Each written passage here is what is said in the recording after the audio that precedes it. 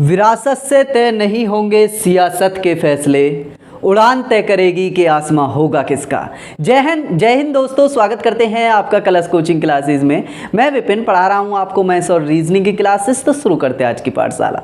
तो देखिए दोस्तों, आज हमारा एचसीएफ एंड एलसीएम में क्लास नंबर 4 हो जाएगी और यह हमारी इस चैप्टर की निर्णायक क्लास होगी।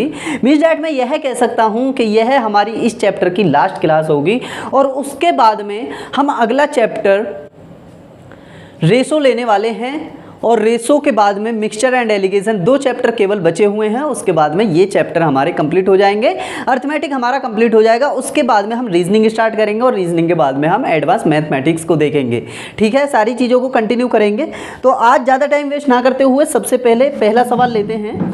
तो देखिए दोस्तों, पहला सवाल हमारा कहता क्या है। और हाँ, मेरे को याद भी आ गया, पिछली वाली जो क्लास थी लास्ट में मैं फाइनल नहीं कर पाया था, उसमें मैंने 2 क्वेश्चन पढ़ाए थे आगे, लेकिन कोई बात नहीं, उन क्वेश्चनों को आज हम स्टार्टिंग में ले लेते हैं, तो टेंशन लेने वाली बात नहीं है। तो देखिए, आज की क्लास का पहला क्वेश्चन कहता है कि वह छोटी से छोटी पूर्ण वर्ग संख्या ज्ञात करो जिसे 4, 5 और 6 से भाग देने पर 0 शेष फल बचता है। 4, 5 और 6 से भाग देने पर देखिए सर, हमारे क्वेश्चन ने क्या कहा कि छोटी से छोटी संख्या ज्ञात कीजिए, 4, 5 और 6 से भाग देने पर 0 शेषफल बचता है। अब आप मुझे एक बात बताइए, सबसे पहले हम पूर्ण वर्ग संख्या को भूल जाते हैं कि पूर्ण वर्ग हमसे पूछ रहा है, कोई दिक्कत वाली बात नहीं है। हम सबसे पहले बात करते हैं कि इनसे बनने वाली एक ऐसी संख्या जिससे इससे भाग दें तो हमारा शेषफल 0 बचे। तो हम क्या करते हैं भाई, ऐसी संख्या निकालने के लिए हमें क्या करना होता है, एलसीएम निकालना होता है। तो एलसीएम निकालने के लिए मैंने बहुत अच्छा तरीका बताया हुआ है। 2 की पावर 2 लिख लेते हैं, 5 की पावर 1 लिख सकते हैं और 2 गुणे 3 लिख सकते हैं। ठीक है, एलसीएम का मतलब हमारा क्या होता है, तो एलसीएम का मतलब होता है जो भी कॉमन वैल्यू है उसे एक बार और बाकी सारे मैटर को सारा लिखना होता है। 2 की पावर 2 गुणे, भाई ये खत्म हो गया, इसके साथ में ये भी खत्म हो जाएगा क्योंकि ये वाली इसी में कंबाइन है। फिर 5 एक बार है और उसके बाद में 3 एक बार है। मीन्स डैट 5, 3 और 2 की पावर 2 मीन्स डैट 4 गुणे 5 गुणे 3। ठीक है, 4 गुणे 5 गुणे 3। अब आप मुझे एक बात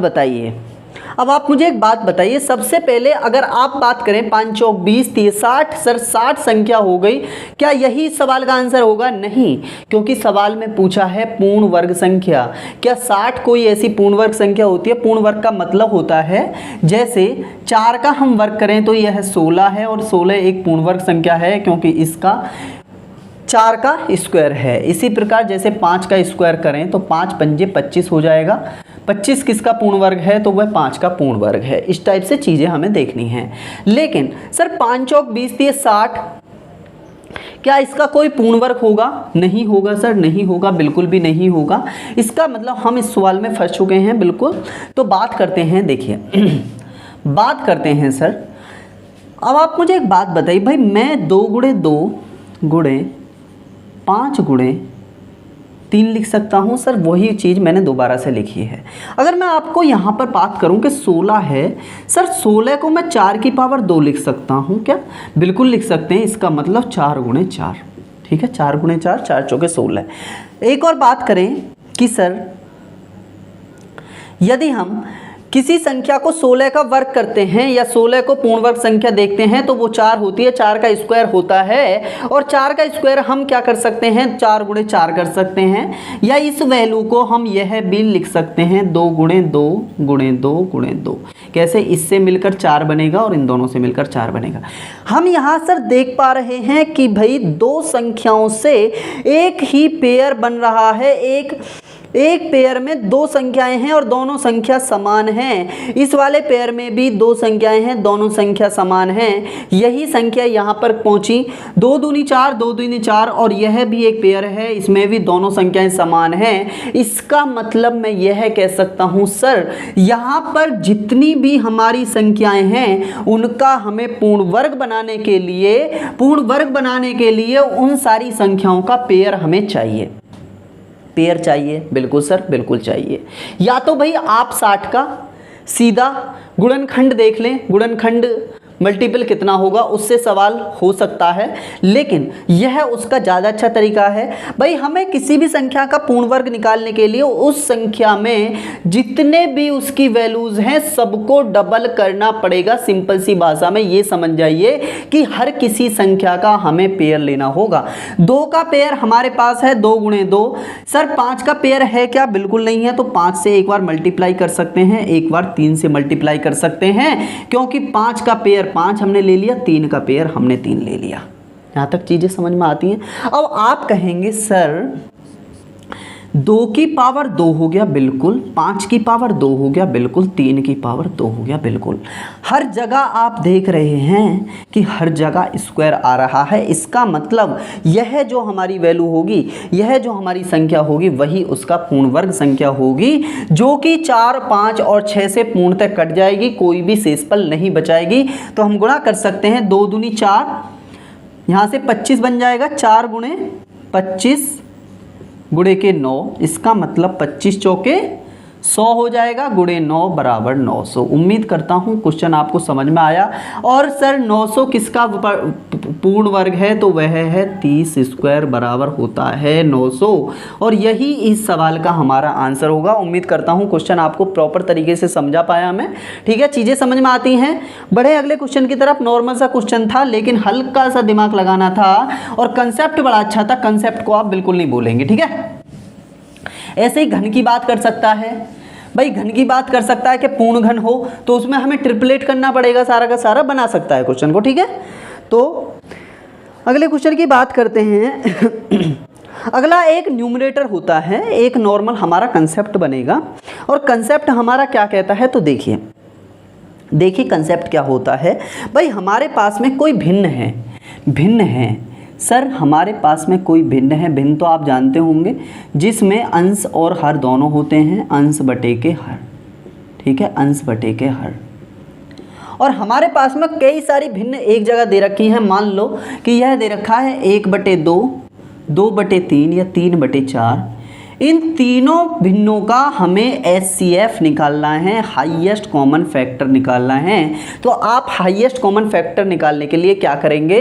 तो मैं आपको एक फॉर्मूला बताता हूँ, वही इसमें आप अप्लाई करेंगे कि भाई अंश को अगर इंग्लिश में बात करूँ तो n और इसको d। क्यों? क्योंकि अंश n होता है न्यूमरेटर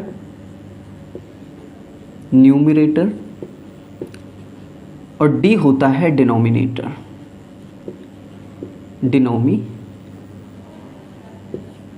ठीक है, d होता है डिनोमिनेटर।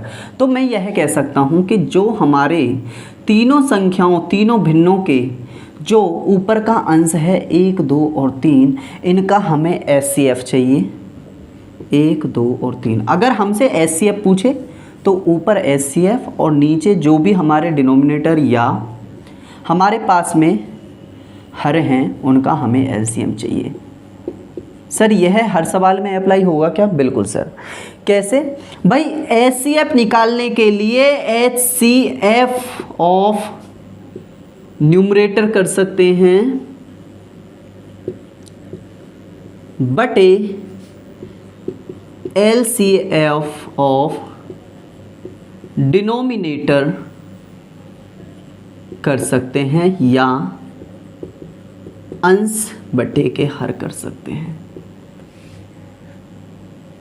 ठीक है, उम्मीद करता हूँ यह चीज़ें आपको प्रॉपर तरीके से समझ में आई। अब भाई हमका इनका HCF निकालना है, तो HCF निकालने के लिए आप प्रॉपर तरीके से चीज़ों को जानते हैं। क्या होता है? कॉमन वैल्यू होती है, और नीचे का हमें LCM निकालना है। उसको हम क्वेश्चन के माध्यम से समझेंगे।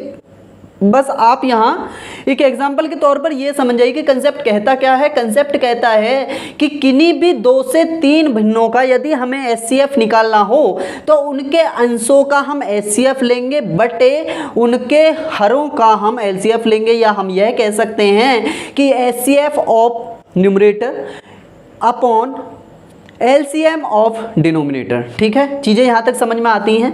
अगर सर हमसे पूछ ले कि इसी संख्या का हमें LCM निकालना हो तो हमें ऊपर LCM लेना पड़ेगा।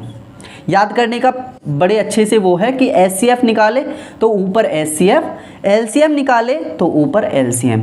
LCM of numerator upon HCF of denominator. ठीक है, यहाँ तक चीज़ें समझ में आती हैं। ठीक है, उम्मीद करता हूँ चीज़ों को समझ सकते हैं। अगर मैं इसी एग्जाम्पल की बात करूँ तो हम यह कह सकते हैं कि LCM ऑफ क्या लेंगे, ऊपर वाले अंश लेंगे सारे के सारे 1, 2 और 3 बटे नीचे HCF बचा, ये हो जाएगा 2, 3, 4। ठीक है, यहाँ तक चीज़ें समझ में आती हैं। अगर मैं समझाने की बात करूँ तो समझाने को इसमें कुछ भी नहीं है भाई। हमें भिन्नों का भिन्न दे रखी है, हमें उन्हें HCF और LCM निकालने का फॉर्मूला हमने जाना। अगर हमारे पास में 3 भिन्न है, 1/2, 2/3, 3/4, उसका हमें तीनों भिन्नों का हाईएस्ट कॉमन फैक्टर या HCF निकालना है, तो हमें क्या करना होगा कि तीनों जो अंश हैं उनका HCF बटे के तीनों जो हर हैं उनका LCF निकालना होगा। यहाँ तक चीज़ें समझ में आती हैं। या HCF ऑफ न्यूमरेटर बटे के LCM ऑफ डिनोमिनेटर। ठीक है, यहाँ तक चीज़ें समझ में आती हैं। इसी प्रकार हम यहाँ पर बात कर सकते हैं कि यदि सर हमें LCM लिया जाए तो ऊपर अंश का हम LCM लेंगे और नीचे हर का हम HCF लेंगे। यहाँ तक चीज़ें समझ में आती हैं।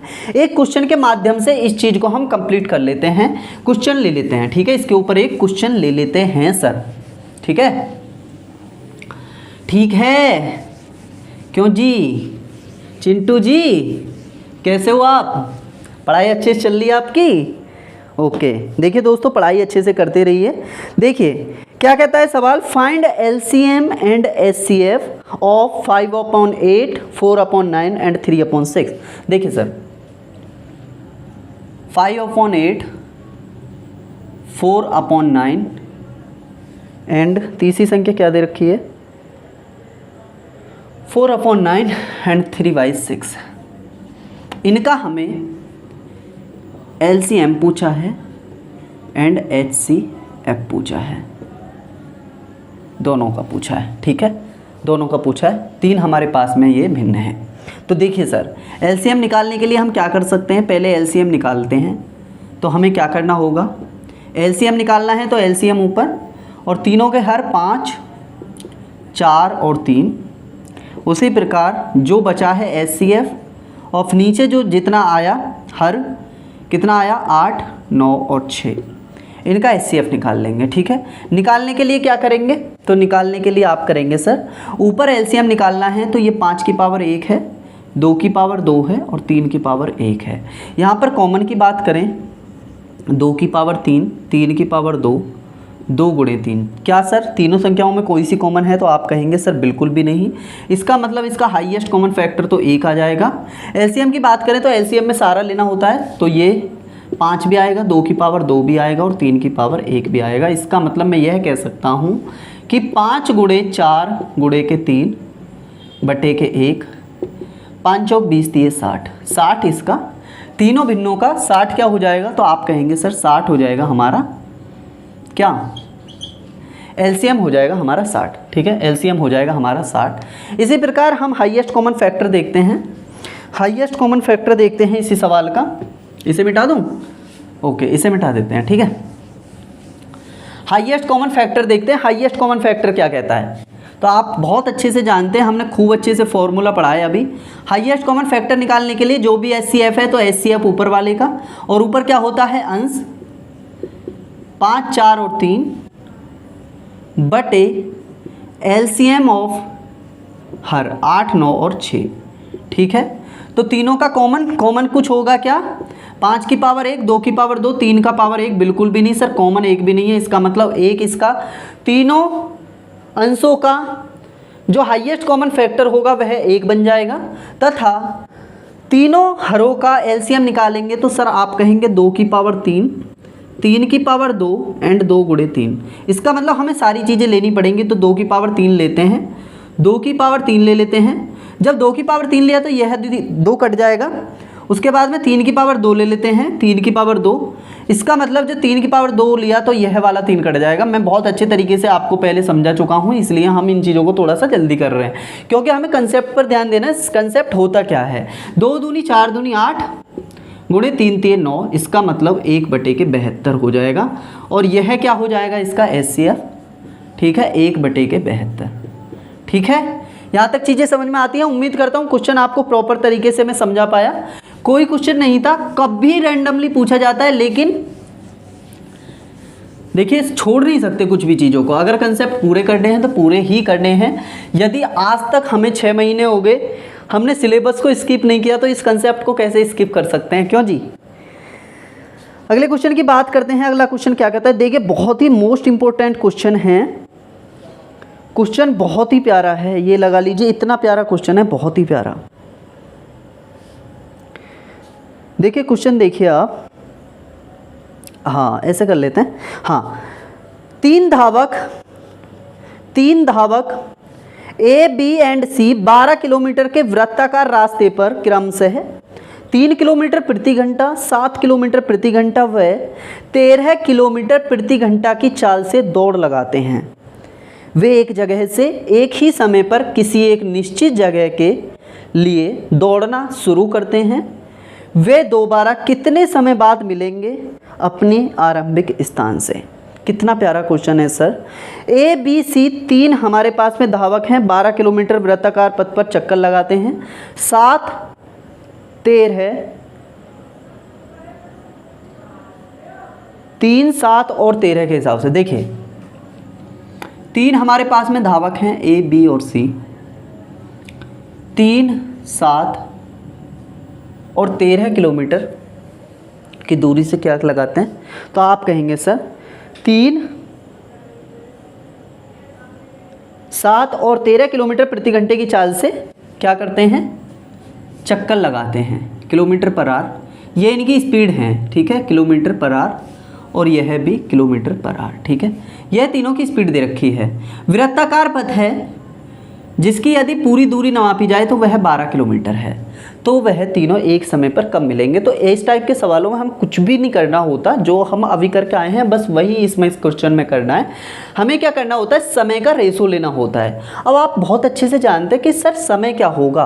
अगर ए टी की बात करें, ए टी, तो आप जानते हैं हम चाल बराबर दूरी बटे समय पढ़ते आए हैं बहुत अच्छे तरीके से। चाल बराबर दूरी बटे समय, दोबारा से डिस्कस कर लेते हैं। चाल बराबर होता है दूरी के बटे समय।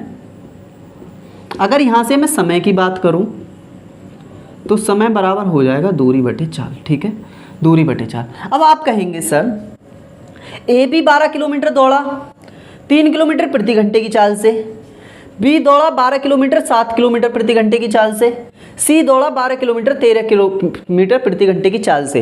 अगर मैं तीनों के समय की बात करूं तो आप कहेंगे सर 12 किलोमीटर की दूरी, क्योंकि दूरी बटे चाल होता है, 12 किलोमीटर की दूरी 3 किलोमीटर प्रति घंटे की चाल से। ए टी मैंने इसलिए लिखा है कि ए के द्वारा लिया गया समय।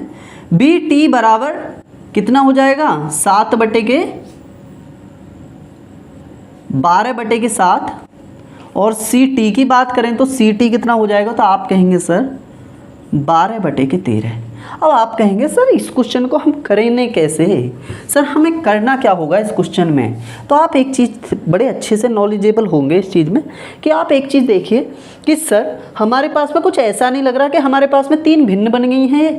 तो आप कहेंगे सर बिल्कुल, इसमें तो कोई दो राय वाली बात नहीं है सर, भिन्न ही बन गई हैं। अगर मैं इसे नॉर्मल वैल्यू की बात करूं तो इसको हम 4 लिख सकते हैं, क्योंकि 3 चुके 12 होता है। सर 4 लिख सकते हैं बिल्कुल। ए के द्वारा लिया गया समय 4 घंटे, बी के द्वारा लिया गया समय 12 बटे 7 और सी के द्वारा 12 बटे 13। अब समय की बात कर रहे हैं तो इनको तीनों का एलसीएम हमें लेना होगा, क्योंकि इसमें कॉमन समय नहीं, सारों का लिया हुआ समय ज्ञात करना है। तो हमें क्या करना होगा सर, हमें इन तीनों की वैल्यू निकालने के लिए एलसीएम ऑफ, तीनों को भिन्नों को लिख लेते हैं, एलसीएम ऑफ 4 बटे 1, 12 बटे 7 एंड 12 बटे 13, ठीक है। इन तीनों का एलसीएम लेते हैं। अब एलसीएम लेने के लिए आप खूब अच्छे से जानते हैं सर हमें क्या करना होगा। तो एलसीएम ऑफ अंश कितना है, 4, 12 और 12 बटे HCF ऑफ 1, 7 और 13, ठीक है, 1, 7 और 13। अब बात करेंगे सर, यह होता है 2 की पावर 2, यह होता है कितना, 2 की पावर 2 गुणे 3, 2 की पावर 2 गुणे 3, ठीक है। अब यहाँ से अगर मैं निकालना चाहूँ तो 2 की पावर 2 ले सकता हूँ, 2 की पावर 2 तो यहाँ से भी कट जाएगा, यहाँ से भी कट जाएगा, यहाँ से भी कट जाएगा, और गुणे 3 ले सकता हूँ तो 3 यहाँ से भी कट जाएगा, यहाँ से भी कट जाएगा। अगर यहाँ से कॉमन की बात करूँ 1, 7 और 17 में कोई कॉमन जाता है तो आप कहेंगे सर बिल्कुल भी नहीं, बिल्कुल भी कोई कॉमन नहीं जाता, इसका मतलब यही बटे 1 हो जाएगा। तो इनका एलसीएम की बात करूँ, एलसीएम टाइम का एलसीएम लेते हैं तो 4 गुणे 3 हो जाएगा, मतलब कि 12 घंटे, ठीक है, 12 घंटे। इसका मतलब मैं यह कह सकता हूँ कि तीनों जो धावक मिल रहे हैं वो 12 घंटे के बाद में मिलेंगे, प्रॉपर तरीके से 12 घंटे के बाद में मिलेंगे। हमें करना कुछ नहीं था, बस हमें हमारे पास में दूरी दे रखी थी, तीनों के द्वारा चली गई चाल दे रखी थी, तो हमें तीनों का समय निकाला और समय निकालने के बाद में हमारे पास में 3 भिन्न बन गई। 3 भिन्नों का हमने एलसीएम लिया और उसके बाद में समय आ गया, क्योंकि जो भिन्न थी वही हमारा क्या डिनोट कर रही, तो आप कहेंगे सर वही हमारा समय डिनोट कर रही थी, वही हमारा प्रॉपर तरीके से टाइम डिनोट कर रही थी, ठीक है। उम्मीद करता हूं क्वेश्चन आपको प्रॉपर तरीके से समझ में आया होगा। बढ़ते हैं अगले क्वेश्चन की तरफ, बहुत ही अच्छे अच्छे क्वेश्चंस की तरफ हम बढ़ रहे हैं। और हाँ, आज एक काम कीजिए आप, जो हम आज कंसेप्ट कंप्लीट कर लेंगे उसके बाद में हम 3 से 4 क्वेश्चन प्रैक्टिस भी करेंगे, जो कि सीजीएल 2021 में आए हुए क्वेश्चन हैं। आपको खूब अच्छे से पता लग जाएगी कि सर हम कितने अच्छे से पढ़ रहे हैं या कितनी बेकार तरीके से पढ़ रहे हैं, ठीक है। अगले क्वेश्चन की बात करते हैं। अगला क्वेश्चन कहता है कि वह छोटी से छोटी संख्या ज्ञात करो जिसे 20, 25, 35 और 40 से भाग देने पर 14, 19, 29 व 34 शेषफल आता है। 20, 25, 35 और 40 से भाग देने पर 14, 19, 29 और 34 शेषफल आता है, तो वह संख्या हमें ज्ञात करनी है। देखिए सर, 20, 25, 35 और 40, 20, 25, 35 और 40। यहाँ पर मुझे एक दूसरा मार्कर चाहिए था समझाने के लिए अच्छे तरीके से, लेकिन दूसरा मार्कर बिल्कुल भी नहीं चल रहा, इसकी इंक भी रेगुलर लाना भूल जाता हूँ मैं। देखिए कितना कितना शेष बच रहा है, तो आप कहेंगे सर शेष बच रहा है हमारा 14, 19, 29, 34, 14, 19, 29, 34, 14, 19, 29, 34, ठीक है। इसमें अगर बात करें, इससे भाग देंगे उस संख्या में जो सी हमारी संख्या निकल कर आएगी तो 14 शेषफल बचेगा, 25 से भाग देंगे तो 19 शेषफल बचेगा, 35 से भाग देंगे 29 शेषफल बचेगा, और 40 से भाग देंगे तो 34 शेषफल बचेगा। अब आपको एक छोटा सा कंसेप्ट यहाँ पर बहुत अच्छे तरीके से समझ में आना चाहिए, मैं उसको समझाने पर प्रॉपर तरीके से गौर दूंगा, और वो है यह चीज़ याद ही रखनी है आपको इस टाइप से क्वेश्चन में करने के लिए। एक चीज़ होती है हमारे पास में कॉमन रेशो। कॉमन रेशो का मतलब होता है सीआर, सीआर में लिखूंगा कॉमन रेशो। कॉमन रेशो का मतलब है कि जिस संख्या से किसी संख्या में भाग दे रहे हैं उसके बाद में जितना शेषफल बचता है उनमें कॉमन रेशो कितना आ रखा होगा। तो आप कहेंगे सर 20 और 14 6 कॉमन रेशो आ रहा है, 6 कॉमन रेशो आ रहा है, यहाँ पर भी 6 और यहाँ पर भी 6। कैसे? 14 6 20, 19 6 25, 29 6 35 और 34 6 40, ठीक है। यहाँ तक चीज़ें समझ में आती हैं। 6 अगर मैं कॉमन रेशो की बात करूँ, कॉमन रेशो यही होता है, बस ये चीज़ याद रखनी, कॉमन रेशो कितना आ रहा है हर जगह, तो हर जगह आप कहेंगे कॉमन रेशो वही होता है। कॉमन का मतलब होता है कॉमन, सारी संख्याओं में सेम आना चाहिए। तो कॉमन रेशो कितना आ रहा है, तो आप कहेंगे सर 6 कॉमन रेशो हमारा आ रहा है। अब उसके बाद में बात करते हैं, जब कॉमन रेशो हमारे पास में 6 आ रहा है, अब हमारे पास में संख्या कितनी है, तो 20, 25, 35 और 40, ठीक है। इन चारों संख्याओं का हम एलसीएम ले लेंगे, और कॉमन रेशो का क्या करेंगे, उसका रोल क्या है हम अभी देखेंगे। चारों संख्याओं का एलसीएम लेते हैं तो आप कहेंगे सर 2 की पावर 2 लिख सकते हैं, और 2 दूनी 4 पंजे 20 लिख सकते हैं, ठीक है। 5 की पावर 2 लिख सकते हैं, 5 पंजे 25, 5 गुणे 7 और 2 की पावर 3 गुणे 5 की पावर 1, ठीक है। तो अब आप एक बात कहेंगे सर सबसे ज़्यादा पावर किसके, 2 की पावर 3 की, तो यह कट सकता है। तो एलसीएम यदि हम निकाल ले हैं तो क्या करेंगे, 2 की पावर 3 गुणे 5 की पावर 2 है, बिल्कुल है। यह लेते समय 5 की पावर 2, तो यह इसमें से कट जाएगा, यह इसमें से कट जाएगा, यह इसमें से कट जाएगा, इधर बचेगा केवल 7, ठीक है, 7 बचेगा। अब बात करेंगे सर 2 दूनी 4 दूनी 8 गुणे 5 पंजे 25 गुणे कितने हो जाएंगे, 7, ठीक है। अगर मैं यहाँ पर टोटल वैल्यू की बात करूँ 25 अट्ठे 200, गुणे 7 बराबर कितना हो जाएगा 1400। क्या सर 1400 हमारा आंसर है? बिल्कुल नहीं। जो हमारे पास में, एक सेकंड रुकेंगे, हमारा कैमरा हिल गया है प्रॉपर तरीके से। देखिए टेंशन मत लीजिए भाई, चीज़ें होती क्या हैं कि परेशानी के लिए माफ़ी चाहता हूँ। चीज़ें बहुत छोटे लेवल पे हैं दोस्तों।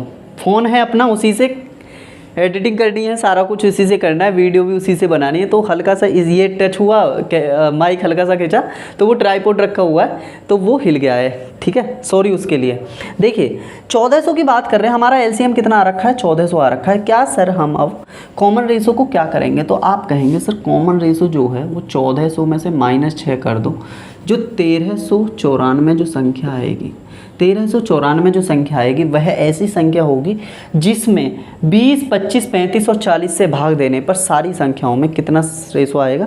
तो आप कहेंगे सर कितना रेशो आएगा? तो आप कहेंगे सर वो आएगा हमारा रिमाइंडर कितना? तो आप कहेंगे सेम रिमाइंडर आएगा। अब हम करके देख सकते हैं भाई, 1394 है, 1394 है, 20 से भाग दे के देखते हैं, ठीक है। 20 दूनी 40, 20 तीस 60, 20 चौक 80, 20 पंजे 100, 20 छिक्के 120 हो जाएगा। यहाँ पर कितना बचेगा? 19 4, 20 अट्ठे 160, 20 निम्न 180, कितना बना? 14 बना, ठीक है। सर 14 क्या सही है? तो अगले से करके देख सकते हैं, 25 से 1394 को, तो देखिए 14 ही आया पहली बार में, ठीक है। 25 75, 25 चौक 100, 25 पंजे 125, कितना बनेगा? 9 और 5 14, 4 उतार लेंगे, 25 पंजे 125, तो कितना बनेगा? 9 1 19 बनेगा, ठीक है। तो ये सेम रेशो आ रहा है और यही हमारी संख्या होगी। उम्मीद करता हूँ क्वेश्चन आपको प्रॉपर तरीके से समझ में आया है, ठीक है। उम्मीद करता हूँ प्रॉपर तरीके से आपको चीज़ें समझ में आई और आगे बढ़ते हैं अगले क्वेश्चन की तरफ, ठीक है। एनर्जी सी कैसे डाउन लग रही है हैं? लो एक सेकंड रुको, एनर्जी बढ़ाते हैं पानी पी के, ठीक है। अगला सवाल की बात करते हैं, अगला क्वेश्चन देखते हैं। अगला क्वेश्चन मैं पढ़ता हूँ आपके सामने, फिर वो आप क्वेश्चन को करेंगे। मैं 1 सेकंड में पानी पी लूँगा, ठीक है। देखिए क्वेश्चन कहता है कि वह छोटी से छोटी संख्या ज्ञात कीजिए। सेम क्वेश्चन है, सेम बिल्कुल। वह छोटी से छोटी संख्या ज्ञात करो जो 7 से पूर्णतः भाग जाती है तथा 3, 4, 5, 6 से भाग देने पर क्रमशः 2, 3, 4 और 5 शेषफल बचता है। 3, 4, 5, 6, देखिए 3, 4, 5 और 6, 3, 4, 5, 6 से पूर्णतः भाग देने पर 2, 3, 4, 5, 2, 3, 4 और 5, 2, 3, 4, 5 शेषफल बचता है और 7 से पूर्णतः भाग जाती है। बहुत ही प्यारा क्वेश्चन है, ये लगा लीजिए, इतना प्यारा क्वेश्चन है, आपको इतना सारा इसमें सीखने को मिलेगा। और 7 से यह डिविजिबल भी है। डिविजल की बात करूं, डिविजिबल की बात करूं, यह 7 से डिविजिबल भी है, यह जो संख्या आएगी। अब आप कहेंगे सर इसमें कॉमन रेशो निकालना पड़ेगा। सर बिल्कुल निकालना पड़ेगा, करके देखिए आप।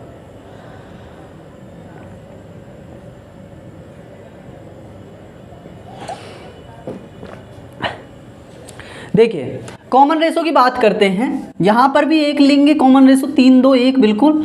यहाँ पर भी एक, यहाँ पर भी एक और यहाँ पर भी एक। कैसे? 2 और 1 3, 3 और 1 4, 4 और 1 5, 5 और 1 6, ठीक है। यहाँ तक चीज़ें समझ में आती हैं। अब क्या कर सकते हैं हम कर सकते हैं 3, 4, 5 और 6 का एलसीएम लेने के लिए 3 की पावर 1 है, 2 की पावर 2 है, 5 की पावर 1 है, 2 गुणे 3 है, ठीक है। एलसीएम निकालने के लिए हम क्या करेंगे? तो आप कहेंगे सर 3 ले सकते हैं, बिल्कुल ले सकते हैं। जैसे ही यह 3 लिया तो यह हमारा 3 कट गया। 2 की पावर 2 ले सकते हैं, बिल्कुल ले सकते हैं, यह कट जाएगा। और 5 की पावर 1, देखिए पानी में कितनी जान है, आवाज़ निकलने लगी मेरी ठीक है। तो कितना हो गया? 2 दूनी 4, तो ये 12 पंजे कितने हो गया? 60 हो गया एलसीएम, ठीक है, 60 हो गया। लेकिन उसमें कॉमन रेशो भी तो है, एक कॉमन रेशो है, तो हमें प्रॉपर तरीके से देखना पड़ेगा। अब आप एक बात देखिए, डिविजिबल 7 से है क्या? 7 से सर कट रहा है क्या? बिल्कुल भी नहीं। 7 अट्ठे 56 सर, -1 हमें कॉमन रेशो करना पड़ता है 59, क्या 59 कट रहा है? आप कहेंगे सर बिल्कुल भी नहीं। इसका मतलब इस सवाल को करेंगे कैसे? तो आप देखिए एक काम करिए, इस सवाल को करने के लिए हम छोटा सा अप्लाई करेंगे। आप एक काम करिए, इसे इसे एक काम करिए 60 के -1 लिख सकते हैं क्या आप? अब मुझे एक बात बताइए, 60 के -1 के की वैल्यू में कोई गुणन कर ले लूंगा, ठीक है, इसलिए मैंने के लिख दिया यहाँ पे। -1 क्यों किया है? क्योंकि कॉमन रेशो 1 है, इसलिए -1 किया है। अब आप एक बात देखिए, इसको मेरे को 7 से घटाना है सर। 7 से घटाने के लिए आप कहेंगे सर 7 अट्ठे 56 होता है। इसका मतलब यदि मैं 56 के +4 के -1 कर दूं इसे, तो बटे के 7, ठीक है, बटे के 7। अब आप एक बात देख रहे होंगे सर इस 7 से यदि मैं इसको काटता हूँ, 7 अट्ठे 56, ये तो प्रॉपर तरीके से चीज़ें कटती हैं, लेकिन वह वैल्यू हमें के की मिल जाए कि हमें 4 के -1 भी हमारा प्रॉपर तरीके से 7 से कट जाए। तो यह वाली जो संख्या है 60 के -1 वो प्रॉपर तरीके से हमारी 7 से कट जाएगी। चीज़ें समझ में आती हैं? मुझे इतना बता दीजिए, 60 के -1 को हमें 7 से काटना है। 60 के -1 क्यों किया? क्योंकि 60 भी हमारी 7 से नहीं कट रही, और -1 जैसे ही किया 59 भी हमारी 7 से नहीं कट रही है। इसका मतलब 60 के -1 हमने किया, क्योंकि के हम इसका कोई गुणन ले लेंगे। जैसे ही हमने 60 के माइनस किया तो हमने देखा कि 56 के +4 के -1, 56 और 4 60 के -1 लिख सकते हैं, और 56 के जो है वो 7 से कट रहा है, 7 अट्ठे 56 प्रॉपर तरीके से।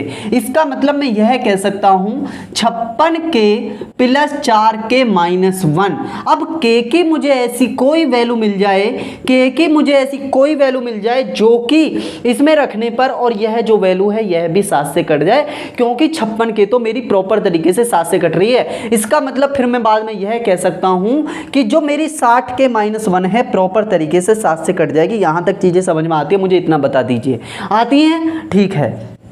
अब देखिए 4 के -1, अगर मैं यहाँ पर के बराबर 1 रख के देखूं तो 4 के 4 एकम 4 -1 3, क्या 7 से कटेगा?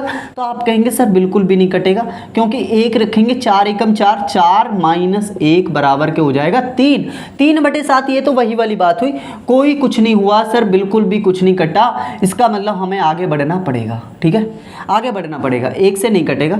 2 रख के देखते हैं, 2 रख के देखते हैं। 4 × 2 = 8, -1 = 7/7 प्रॉपर तरीके से कटता है। इसका मतलब के बराबर 2 एक ऐसी संख्या है जो कि 60 के -1 को प्रॉपर कितने से काटेगी? 7 से काटेगी। 7 की मल्टीप्लाई 60 के में, क्योंकि 60 के था, के बराबर 2 है, तो 2 -1, 60 दूनी 120, -1 = 119। उम्मीद करता हूं क्वेश्चन आपको प्रॉपर तरीके से समझ में आया। यह वह संख्या है, यह वह संख्या है जो कि 7 से प्रॉपर तरीके से कटती है। 7 एकम 7, 4 बचे का 49, 7 7 49, लेकिन 3 4 5 और 6 से कटने पर क्रमशः 2 3 4 5 कॉमन देती है। कैसे बात करेंगे? 119 को 3 से भाग देते हैं, 3 तिये 9, 2 2 9, 3 अट्ठे 24, 3 निम्मे 27, कितना बना? 2 बना, और 2 यही हमारा उसमें रेशो दे रखा था। उम्मीद करता हूँ क्वेश्चन आपको प्रॉपर तरीके से समझ में आया होगा, प्रॉपर तरीके से समझ में आया होगा। क्वेश्चन को करेंगे बहुत अच्छे तरीके से, बहुत ही प्यारा क्वेश्चन था, बहुत ही प्यारा क्वेश्चन था।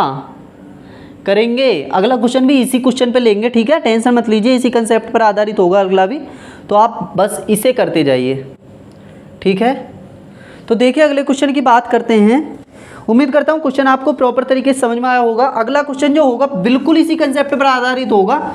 मैं समझ सकता हूँ कि पहली बार में यह कंसेप्ट आपके दिमाग में नहीं आया होगा, ठीक है, इसीलिए मैं इसका भी सेम सवाल लेकर आया हूँ आपके लिए, ठीक है। तो देखिए सर 13 का सबसे छोटा गुणांक ज्ञात करो, 13 का सबसे छोटा गुणांक ज्ञात करो जिसको 3 4 5 और 6 से भाग देने पर क्रमशः 1 2 3 4 शेष आता है। 3 4 5 और 6, 3 4 5 और 6 से भाग देने पर जो कि 13 से डिविजिबल है, ठीक है, यही तो क्वेश्चन है, 13 से डिविजिबल है, और क्रमशः कितना शेष आता है? तो आप कहेंगे 1 2 3 4, 1 2 3 और 4, ठीक है। कॉमन रिमाइंडर की बात करते हैं, सेम क्वेश्चन है, कॉमन रिमाइंडर यहाँ पर 2 है, यहाँ पर भी 2 है, यहाँ पर भी 2 है और यहाँ पर भी 2 है। कैसे? 4 और 2 6, 3 2 5, 2 और 2 4, 2 और 1 3। ठीक है, अगर मैं एलसीएम की बात करूँ तो एलसीएम मेरे को कितना मिलेगा? 3 4 5 और 6। ठीक है, यह एलसीएम मिलेगा। अब हम यहाँ पर बात करते हैं अब हम यहाँ पर बात करते हैं सर 3 की पावर 1 है, 2 की पावर 2 है, 5 की पावर 1 है, 2 गुणे 3 है। ठीक है, 2 की पावर 2 ले लेंगे तो हमारे पास में क्या होगा? यह 2 कट जाएगा। जैसे ही मैं इस 3 को लूँगा तो यह 3 और यह 3 कट जाएगा। ठीक है, यह 3 कट जाएगा और ये 5 एक बार है ही। ठीक है, प्रॉपर तरीके से कट गया। 3 दो जगह था, एक जगह आएगा क्योंकि कॉमन एक ही बार आता है। 2 की पावर 2 था, यह कट जाएगा और 5 की पावर 1 ही था, यह अलग कट जाएगा। ठीक है, उम्मीद करता हूँ क्वेश्चन यहाँ तक आपको समझ में आया होगा। वहाँ पे आगे बात करते हैं। 5 3 15 चौके कितना हो जाएगा? 60 के।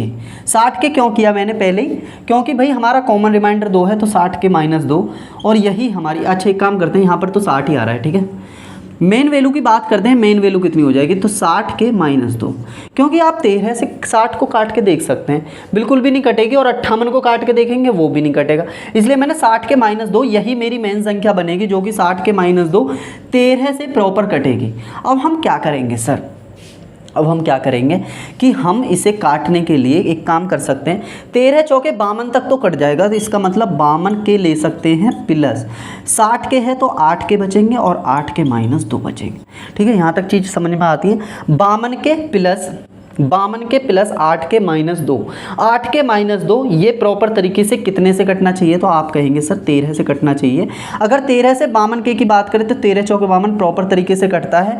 अब हमें के की कोई ऐसी वैल्यू चाहिए जो कि 8 के -2 को प्रॉपर तरीके से काट दे।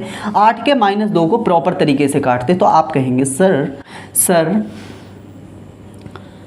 52 के प्लस 8 के -2, इसको हमें 13 से काटना है। 13 से ये प्रॉपर तरीके से कटते हैं, 8 के -2 को काटना है। के बराबर एक काम करते हैं, के बराबर 1 रख के देखते हैं। 8 एकम 8 -2 बिल्कुल भी नहीं कटेगा। 2 रख के देखते हैं, 8 16 2 14, 14/13 नहीं का। ये 24 -2 22/13 क्या कटेगा? नहीं कटेगा।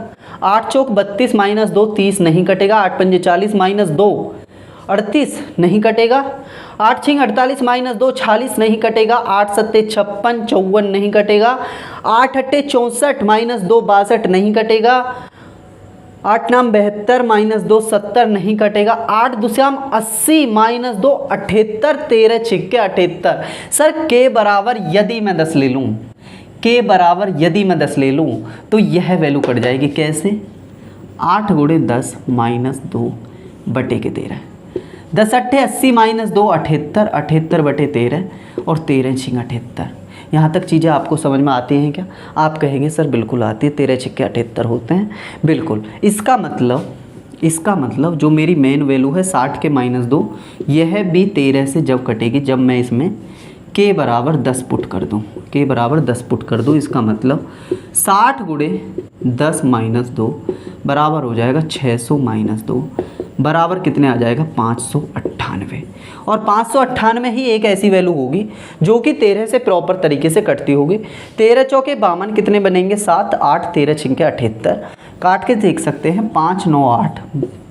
13 से भाग करेंगे, 13 चौके 52 7 8 13 6 78। 13 6 78 प्रॉपर तरीके से कटती है।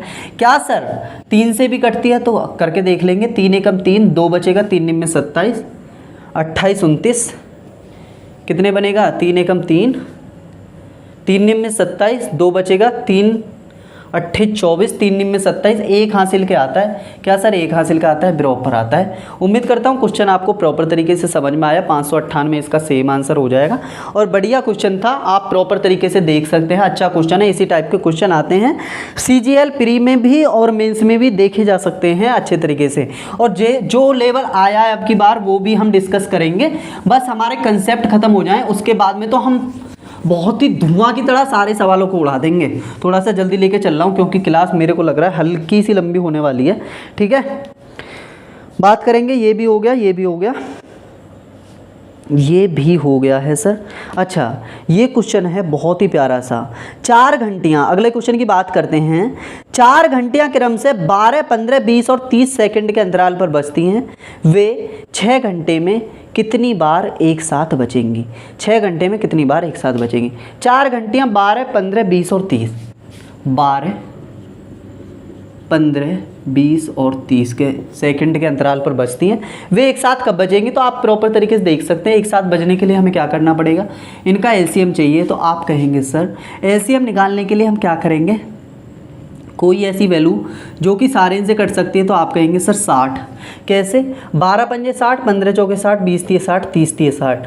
क्या हम निकाल नहीं सकते? बिल्कुल निकाल सकते हैं। निकाल कर देखेंगे 60 ही एलसीएम आएगा इसका। अब बात करते हैं सर 60 एलसीएम, 60 सेकंड हैं 60 एलसीएम आ गया। अब वो कह रहा है कि 6 घंटे में प्रॉपर तरीके से बज सकते हैं। ये सेकंड की बात थी, ये सेकंड की बात थी। कितनी बार बजेंगी? तो आप कहेंगे सर 6 घंटे दे रखे हैं, ये सेकंड की बात है। इसका मतलब मेरे को ये भी सेकंड बनाना पड़ेगा 60 गुणे 60, क्योंकि 6 घंटे में 60 से मल्टीप्लाई करेंगे मिनट हो जाएगा। उसके बाद में इतनी मिनट को हम 60 से मल्टीप्लाई करेंगे तो ये सेकंड हो जाएगा, बट्टे के 60, क्योंकि हमें प्रॉपर तरीके से संख्या निकालने के लिए जितनी एक साथ बज रही हैं, जितने समय एक साथ बज रही हैं 60 समय, और उसके बाद में 6 घंटे में कितनी बार बजेंगी? तो 6 घंटे को, यह सेकंड की बात है तो यह भी सेकंड की बात करने के लिए हमें 6 घंटे गुणे 60 मिनट, उसके बाद में गुणे 60 सेकंड। ठीक है, 60 से 60 काट देंगे, कितना बनेगा? 6 6 36, 360। 360 तो यह हुआ। सवाल में क्या पूछा है कि वे 6 घंटे में कितनी बार एक साथ बजेंगी?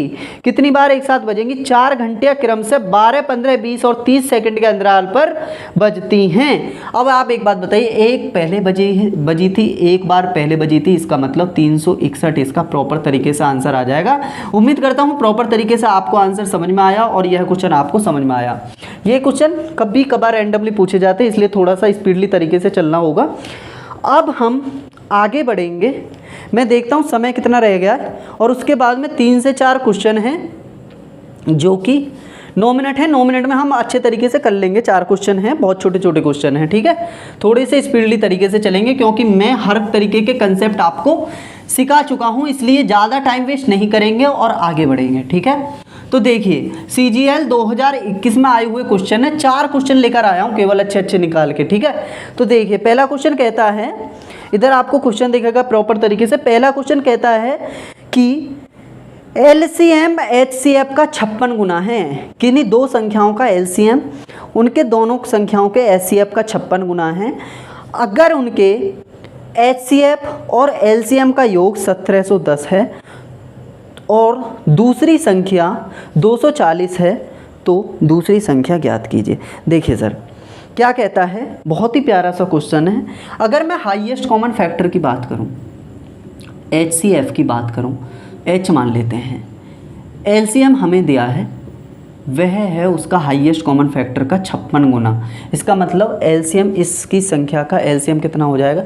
56 गुना हो जाएगा, क्योंकि 56 गुना दे रखा है। भाई HCF मैंने H माना, LCM 56 गुना है।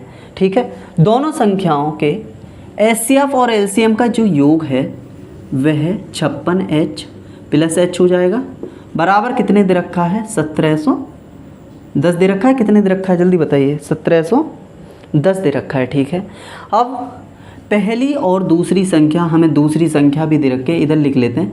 दूसरी संख्या दे रखी है कितनी? वह है 210।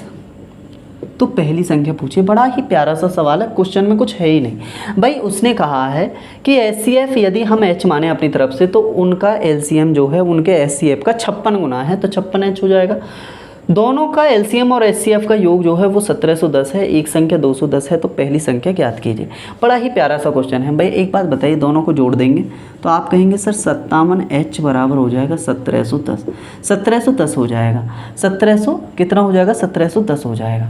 अब एक बात बताइए, यहाँ से कुछ कट सकता है क्या? 5 तिये 15, 30 हो जाएगा। बिल्कुल, H बराबर 30 हो जाएगा। H बराबर यहाँ से आया 30। दोनों संख्याओं के यदि मैं HCF की बात करूं तो HCF तो आया 30, और LCM की बात करूं तो LCM आया कितना? 56 गुणे 30। 56 गुणे कितना आया? 56 गुणे 30 आया। कैसे? क्योंकि भाई एलसीएम जो था वो एचसीएफ का 56 गुना था, 56 गुणे 30 एलसीएम आया। अब मैंने आपको एक बड़ा ही अच्छा सा फॉर्मूला सिखाया था।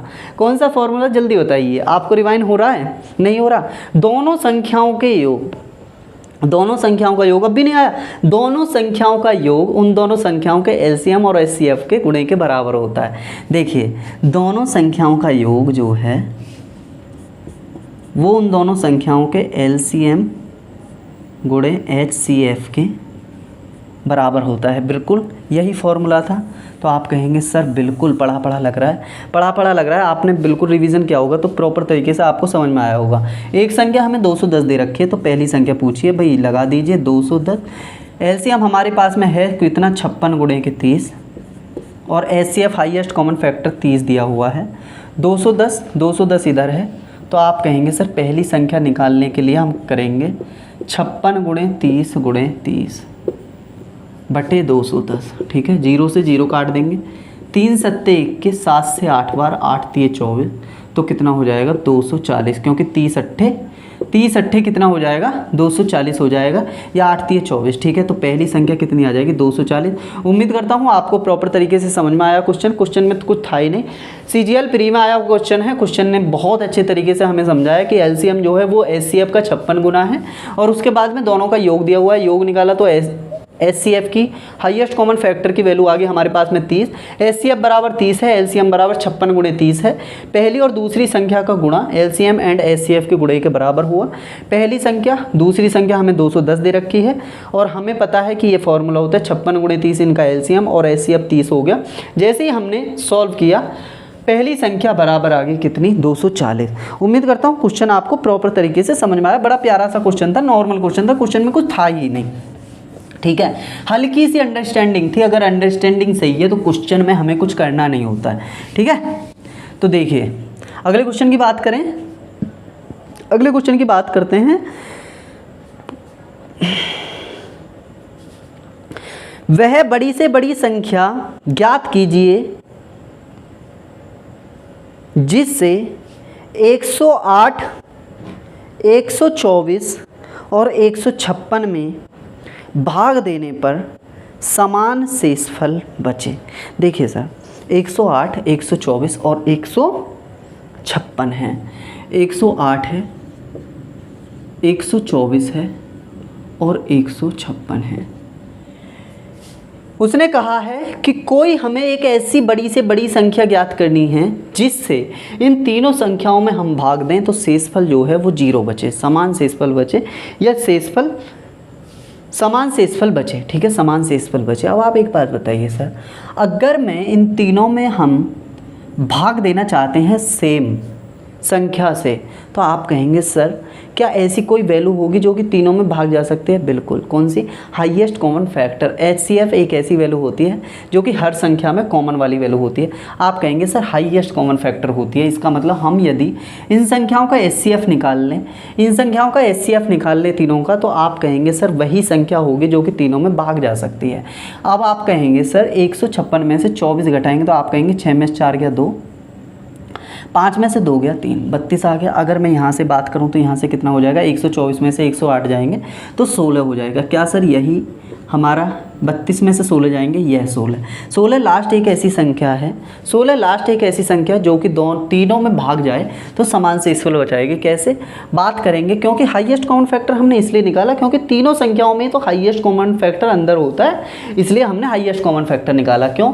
ठीक है, अब 16 से इसमें भाग देंगे तो 16 पंजे 80, 16 छिक्के 96, 16 सत्ते 112 है। 16 छिक्के 96, इसका मतलब 12 पहली वाली में शेषफल आया 16 से भाग देने पर। 16 पंजे 80, 16 छिक्के 96, 16 सत्ते 112, 12 ही इसमें आया। 16 अट्ठे 128, 16 निम्मे 144, इसका मतलब 12 ही इसमें आया। और उसने बात भी कही थी कि समान शेषफल बचे। 16 से तीनों संख्याओं में हम भाग देके देखेंगे तो 12, 12 और 12 ही सवाल शेषफल आएगा, समान शेषफल आएगा, और यही इस सवाल का आंसर होगा। उम्मीद करता हूँ क्वेश्चन आपको प्रॉपर तरीके से समझ में आया। क्वेश्चन में कुछ था ही नहीं, बड़े प्यारे प्यारे से क्वेश्चन थे जो सीजीएल में आए थे। ठीक है, देखें अगले क्वेश्चन की तरफ। अगले क्वेश्चन की बात करते हैं।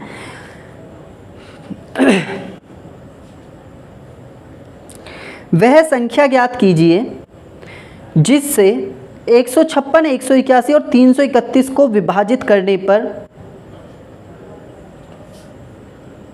समान शेषफल बचे, जो कि समान शेषफल दिया हुआ है 6 शेषफल बचे तीनों में। देखिए सर, मैं सवाल अच्छे तरीके से इसलिए नहीं पढ़ पा रहा, बताता हूँ अभी। 156, 181 और तीसरी संख्या कौन सी है? 331। देखिए मैं आपको बड़ी अच्छी सी चीज़ से दिखाता हूँ। सवाल इसमें लिखे हुए हैं और सवाल भी पूरी लैंग्वेज में नहीं लिखे हुए।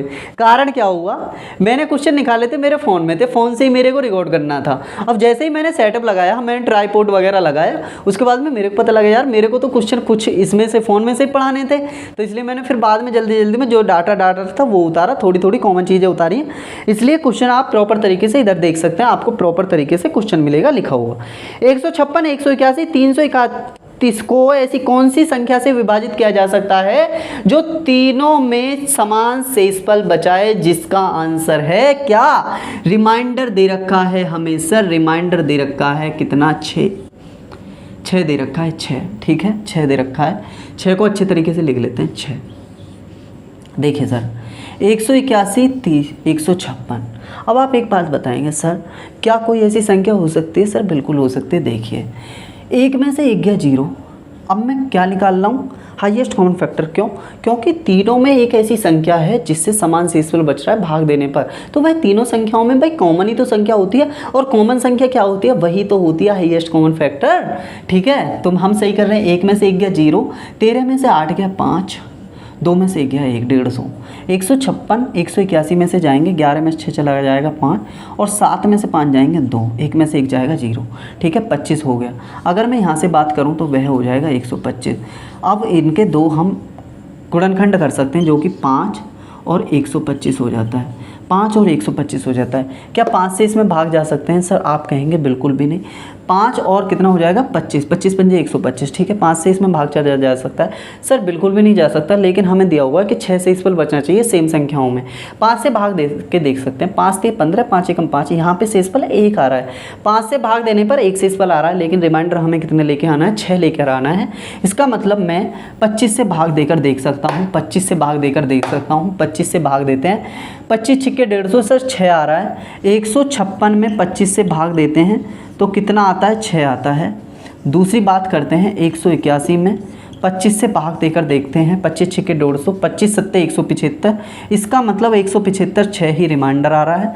25 सत्ते 175, 25 छिक्के 150, 6 आ रहा है। एक और तीसरी संख्या 331, इसमें 25 से भाग देकर देख सकते हैं। 25 से कम 25, कितना बचेगा? 5 3 8, 25 3 75, 13 बार कटेगा और 6 आएगा हमारा हासिल के। कैसे? नॉर्मल से भी भाग करके देख सकते हैं। 25 से भाग करके देखते हैं। 25 से कम 25, कितना बनेगा यहाँ पर? 8, 1, 25 3 75, और यहाँ पर कितना बनेगा? 6 बचेगा। 81 में से 75 जाएंगे, 6 बनेगा। उम्मीद करता हूँ क्वेश्चन आपको प्रॉपर तरीके से समझ में आया। तीनों में 25 से भाग देंगे तो समान शेषफल 6 बचेगा। इसका मतलब 25 इस सवाल का आंसर हो जाएगा। यही इस सवाल में पूछा था। लास्ट एक सवाल है और उसके बाद में क्लास को करेंगे ऑफ। ठीक है, लास्ट एक सवाल है, क्लास को करेंगे उसके बाद में ऑफ। और मुझे खुशी इस बात की है, जितना मैं मटेरियल आपके लिए लेकर आया था वो प्रॉपर तरीके से पढ़ाया पाया, और दिमाग इतना खिंचा हुआ है दोस्तों कि गर्मी बहुत ज़्यादा है, एक तो उससे ना थोड़ा सा दिक्कत हो रही है। ठीक है, लेकिन लास्ट सवाल है, देखते हैं